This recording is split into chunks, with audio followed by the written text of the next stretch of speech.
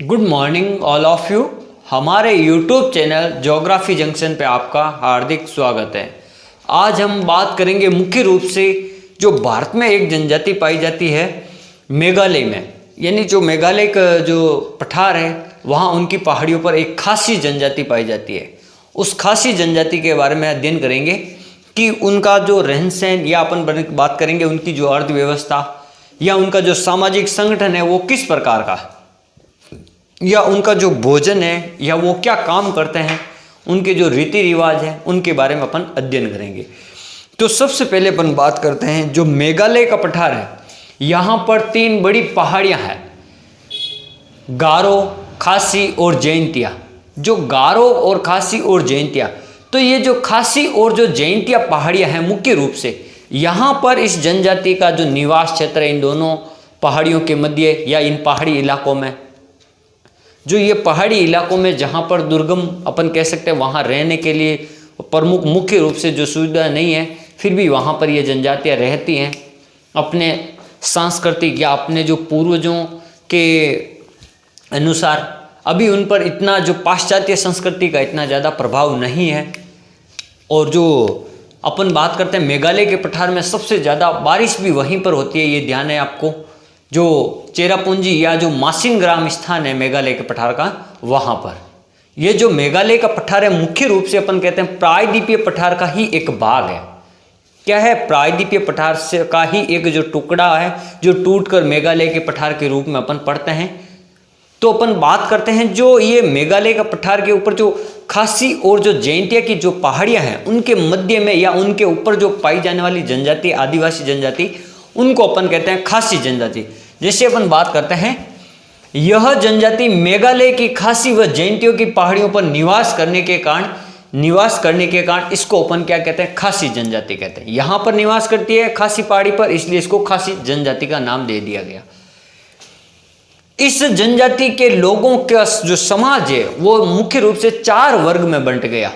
जो समाज है खासी जनजाति का ये मुख्य रूप से 4 वर्गों में बंट गया। जैसे अपन बात करते हैं समाज को, पहला वर्ग आता है जिसको अपन कहते हैं कीसोएम।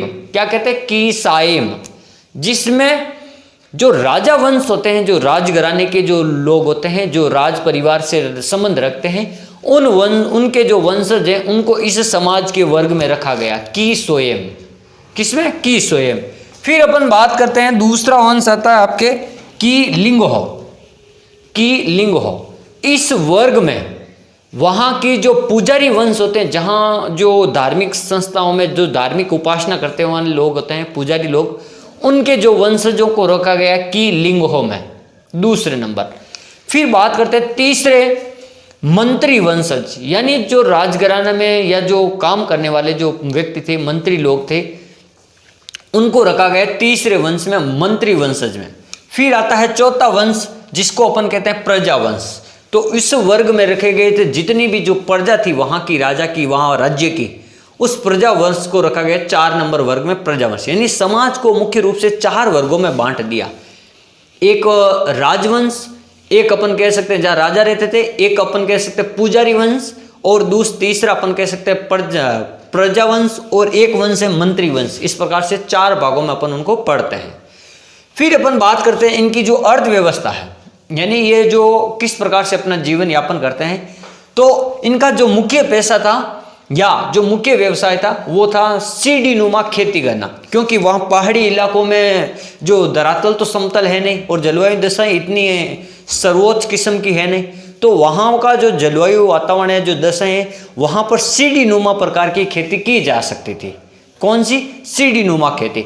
जिस पर वो खेती करते थे वहाँ जो नदी घाटियाँ होती थी, क्योंकि पहाड़ी इलाकों में जो झरने वगैरह होते हैं, जो पहाड़ी इलाकों से जो छोटी मोटी नदियाँ निकलती हैं, वहाँ के जो कृषि बेसिन होते हैं या जो मैदानी बाग होते हैं, वहाँ जो ढलानों में जहाँ से नदियों का पानी आता जाता है, तो वहाँ पर छोटे छोटे ये क्या करते थे? बांध बना देते। पहाड़ी इलाकों में वहाँ पर बांध बना देते थे, और जो तालाब या जो बांध बनाते थे उन बांधों से फिर संकरे क्यारियाँ बनाकर वहाँ पर सिंचाई करते थे। उन बांधों से ही एक सिंचाई प्रणाली से क्या करते थे? ये सिंचाई करते थे और सीढ़ी नुमा प्रकार की कृषि करते थे। जो फिर अपन बात करते हैं जो ये कृषि करते थे वहाँ इसको अपन जो जुमिंग कृषि पे कहते हैं, यानी जो कृषि की जाती थी जिस प्रणाली से, ये प्रणाली तो थी आपकी सीढ़ी नुमा खेती, लेकिन ये इसकी जो प्रणाली थी, इस कृषि को किस प्रकार से अपन व्यक्त करते हैं, तो जुमिंग कृषि, यानी इसके जो नाम अलग अलग क्षेत्रों में या अलग अलग देशों में जुमिंग कृषि के अलग अलग नाम है। तो अपन बात करेंगे जुमिंग कृषि किस प्रकार की, यानी जो कृषि का मुख्य रूप से अपन कहते हैं जो जंगलों में जो कृषि की जाती है, वनों में जो कृषि की जाती है, वहां पर जो आदिवासी जनजातियां होती हैं वो पेड़ पौधों को, वनस्पतियों को वहां से काट देते हैं, काट के उन वनों को वहां जला देते हैं, और जो राख वगैरह होती है वो उस भूमि में, मिट्टी में मिला देते हैं और वहां पर कृषि करते हैं। और वो कृषि 4-5 साल 6 साल वहां पर करते हैं, जहां जब तक उपजाऊ भूमि रहती है, फिर उस भूमि को छोड़ देते हैं और दूसरी जगह कृषि करते हैं। फिर वहाँ 3-4-5 साल तक उसको परत भूमि के रूप में छोड़ देते हैं, जब तक वो भूमि अपनी वापस क्या उपजाऊपन क्षमता वापस प्राप्त न कर ले, जब तक। तो इस प्रकार जो कृषि की जाती है, जो वनों को काट के जला के वहाँ कृषि करना, तो वो कृषि कहलाती है आपकी जुमिंग प्रणाली कृषि की। कृषि की जो प्रणाली कौन सी कहलाती है, जुमिंग कृषि प्रणाली कहलाती है। फिर उसको 6-7 साल के लिए छोड़ देते हैं और पहाड़ी इलाकों में यह वह जुमिंग कृषि के द्वारा, प्रणाली के द्वारा मोटे अनाजों को उगाने का काम करते हैं। जैसे वहां के कुछ अलग प्रकार के हैं, जैसे इनमें एक नाम दिया हुआ कद्दू, एक आता कोदा, एक आता फाफड़ा आदि प्रकार के ये जो मोटे अनाज है, वहां की जो स्थानीय भाषा में उनके नाम है, तो वो उनका उत्पादन करते हैं वहां पर।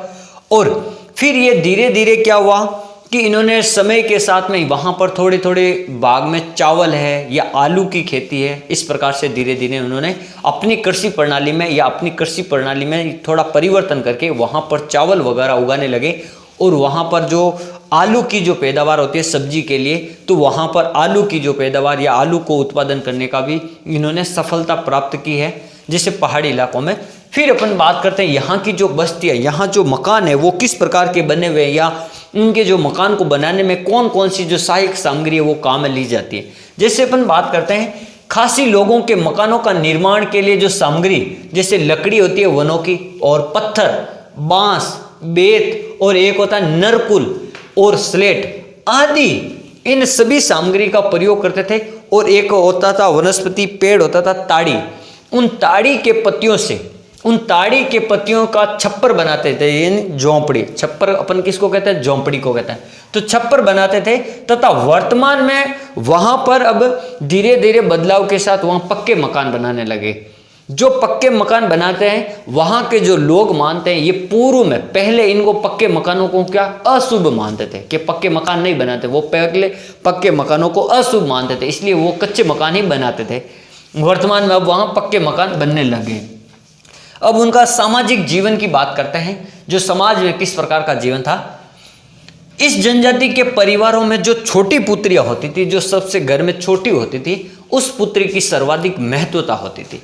अब सर सर्वाधिक अपने सभी ने सुना है, आज तक जितनी भी जनजातियां पढ़ी है उन सब में सुना है कि जो बड़ा पुत्र होता है या तो जो घर में बड़ा होता है, जो मुखिया होता है, वो ही उसका उत्तराधिकारी होता है, उसको सबसे ज़्यादा तो परिवार में, समाज में महत्व दी जाती है। लेकिन इस जनजाति में कुछ उसके विपरीत है। सबसे छोटी जो पुत्री होती है ना, उसको सर्वाधिक सम्मान दिया जाता है, और उस सम्मान देने के पीछे एक रीजन है। क्या रीजन है सर, क्या कारण हो सकता है? तो ये कारण है कि जो उत्तराधिकारी या उसकी जो संपत्ति का जो अधिकार होता है ना, वो सबसे छोटी पुत्री को होता है खासी जनजाति में। ये ध्यान रखना, खासी जनजाति की एक खासियत क्या है कि जो सबसे परिवार में छोटी पुत्री होगी उसको उत्तराधिकारी बनाते हैं, और उसी के पास सारी संपत्ति का वो उत्तराधिकारी होती है, सारी संपत्ति उसी के पास में होती है, ऐसा माना जाता है। ऐसा इस खासी जनजाति का रिवाज है। जैसे अपन बात करते हैं, और जो छोटी जो लड़की होती है, जो बेटी होती है, जो पुत्री होती है, वो जितने भी जो धार्मिक जो अपन कहते हैं पूजा पाठ के कार्यक्रम होते हैं परिवार में, जितने उन सब की जो शुभारंभ या उनका अपन कह सकते हैं उन्हीं के हाथ से वो सभी काम करवाते थे। धार्मिक कार्यक्रम जैसे पूजा पाठ करवाना, तो सबसे पहले उनका हाथ उनको बुलाते थे। तो यानी सबसे जो छोटी पुत्री होती है उसकी सर्वाधिक महत्वता किस समाज में, कहाँ, खासी जो जनजाति है वहां पर होती थी। जैसे इस जनजाति के परिवारों में छोटी पुत्री की महत्ता सर्वाधिक थी, क्योंकि परिवार की संपत्ति परिवार की संपत्ति की वही उत्तराधिकारी होती थी, इसलिए उसको सर्वाधिक महत्व दिया जाता था। उसे ही सभी धार्मिक कार्यक्रम, जो जितने भी धार्मिक कार्यक्रम करवाते थे परिवार में, समाज में, वो छोटी पुत्री से करवाते थे। खासी समाज मात्र सत्तात्मक होता था, यानी जहां पर स्त्रियों का राज चलता था। अपन कह सकते हैं जैसे पितृ सत्तात्मक में जो पिता होता, उसके बाद में जो मुखिया कौन बनता था, पुत्र बनता था। अब यहां पर मुखिया कौन बनेगा, लेडीज बनेगी, स्त्री बनेगी। जैसे यहां बनी थी, आपको पता था, छोटी पुत्री को, जिसके अनुसार संपत्ति का स्वामित्व किसके पास में रहता था, स्त्रियों के पास में। क्योंकि परिवार किस प्रकार का है, मात्र सत्तात्मक समाज है, मात्र सत्तात्मक परिवार है, इसलिए जो संपत्ति का अधिकार है वो किसके पास में होता था, संपत्ति किसके पास में जमा होती थी परिवार की, तो वो स्त्री के पास में जमा होती थी। समाज में एक पति व पत्नी की ही प्रथा थी, यानी कोई बहुपत्नी या बहुपति विवाह नहीं होता था। यहां पर एक पति की जो मान्यता थी, एक पति और एक पत्नी की ही मान्यता का प्रचलन था। इस समाज में तलाक प्रथा, यानी तलाक देने की और तलाक लेने की जो प्रथा का भी रिवाज था, और पुनर्विवाह, जैसे कोई एक विवाह छोड़ दिया तो दूसरे से वो विवाह कर सकती थी। तलाक यानी मृत्यु होने के बाद में या तलाक देने के बाद में वो विवाह कर सकती थी। विधवा यानी पुनर्विवाह, यानी वापस विवाह कर सकती थी। एक अलग संस्कार था, मृतक के दाह संस्कार की प्रथा थी, यानी मृतक को जलाने की प्रथा थी। जो कोई व्यक्ति मर जाता था तो उसको जलाने की प्रथा को अपन दाह संस्कार कहते हैं। लेकिन कभी कभी अपवाद रूप में क्या होता था, इनके शवों को जलाते नहीं थे, दफनाते थे। अब सर दफनाते क्यों थे, आपने तो कहा दाह संस्कार प्रथा थी। इनके शवों को जब जलाते थे जब सामान्य व्यक्ति के रूप में उसकी मृत्यु होती थी। जब उस व्यक्ति की अगर किसी बीमारी के कारण मृत्यु हुई, जैसे हैजा हो गया हो, चेचक हो गया हो, या कोई अन्य बीमारी हो गई थी, तो उस व्यक्ति को वो क्या करते थे, गाड़ते थे। शव को क्या करते थे, जब किसी व्यक्ति को या पुरुष को बीमारी हो जाती थी या स्त्री की, तो उसको क्या करते थे, गाड़ते थे। ये उनकी एक विशेष प्रथा थी। ये क्या करते थे, इन्होंने ईसाई धर्म को अपनाया था। इन्होंने बाद में क्या किया, ईसाई धर्म को अपनाया था, और ईसाई धर्म को अपना के बाद में ये देश विदेशों में इधर उधर घूमने लग गए थे। यानी ये थोड़ा अपने समय के साथ, परिवर्तन के साथ, तो फिर देश विदेश में इनके प्रति जो विरोध हुआ था, या इनके प्रति जो अपन कह सकते हैं जो कई समस्याएं उत्पन्न हो गई थी ईसाई धर्म अपनाने के बाद में। तो ये थी जो मुख्य रूप से इनके समाज की व्यवस्था, इनके समाज में जो रीति रिवाज, इनके समाज की जो आर्थिक अर्थव्यवस्था, और इनका जो निवास क्षेत्र या इनके जो घर। तो हमने मुख्य रूप से आज बात की खासी जनजाति के बारे में। Thank you. आप हमारे इस YouTube चैनल ज्योग्राफी जंक्शन को अधिक से अधिक लाइक, शेयर और सब्सक्राइब जरूर करें। Thank you.